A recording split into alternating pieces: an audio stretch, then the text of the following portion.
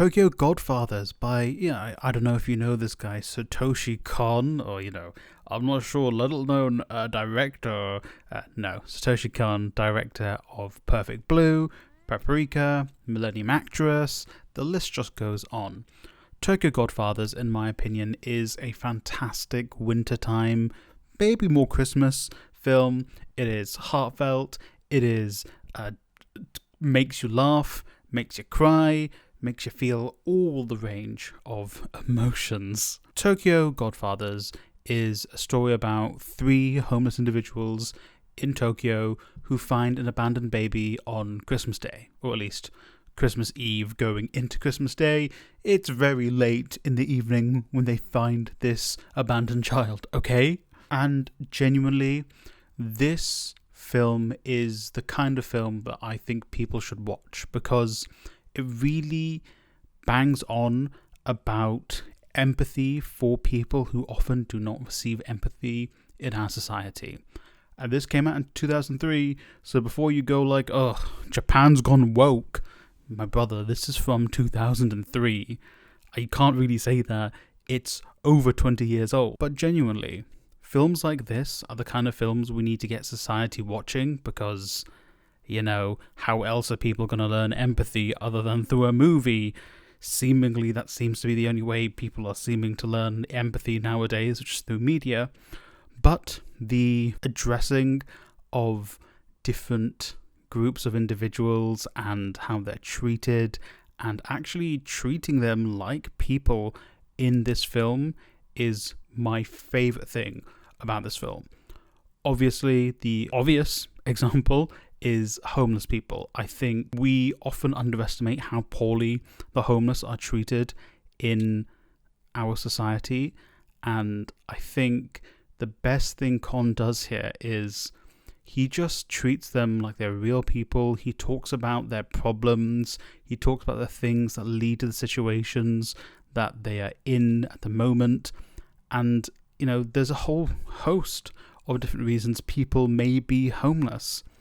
And Kon spends the entire movie really presenting them as real people. I think in our reality, we oftentimes treat them as other. We oftentimes look down on them.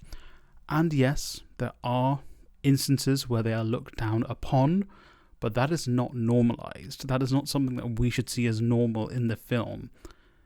But it is something that we unfortunately normalize in real life. We'll go into some of those examples of that. But I do want to kind of step back and talk about some of the other themes as well. Again, for a 2003 film, this is very much ahead of its time. The film talks a lot about things like addiction and mental health. Again, much like the homeless individuals in this film, they are treated like actual, real people who are struggling with something, who with some help can get through this. People who society have abandoned and looked down upon when they are still human beings with needs and things that can be done to help them get better. Just like the homeless can be helped to get out of the situation they're in at that point in time. It is really great to see different groups being humanized and put forward in a way where actually their being homeless, their being an addict isn't, the thing that defines them, but it is their actions and their personality that defines them. And them being an addict, them being mentally unwell, them being homeless, them being trans, which is one of the main characters is trans in this film, those aren't defects that unfortunately some people in our society see them as, but they are just parts of that person. These characters are truly presented as humans. They're truly presented as people and not just the different aspects of themselves. Not just as a homeless person, not just as a person struggling with depression, not just as a trans person, which in 2003, if you look at Western media, being trans was looked down upon like something like homelessness, like something like having mental illness. All 3 of those things were looked down upon in 2003. I remember watching media where being trans was the butt of a joke. it's not really the butt of a joke in this film. It's, it's brought up, but it's not really used maliciously. There obviously are talking about the way trans people were viewed by some in Japanese society in 2003, but potentially still now. Unfortunately, we still have that issue. But overall, our trans character is just treated as a human being, which is amazing. Something that more people need to do and more film needs to do, so that these people don't feel excluded, so that people actually develop empathy for them. Because, like I said earlier, unfortunately, we need things like media to show people empathy to those who are sometimes othered in our society. Another thing that this film really talks about that I quite like, and it's a trope that I am actually a big fan of, is the focus on found family. Our three main characters, plus the baby, are all people who don't really have access to their biological family, their, original nuclear family, if you will. But they come together, they find their own found family, a pseudo-family, and they actually thrive, they grow, they help each other, they know one another, they can help one another get better. And that's something that's really great.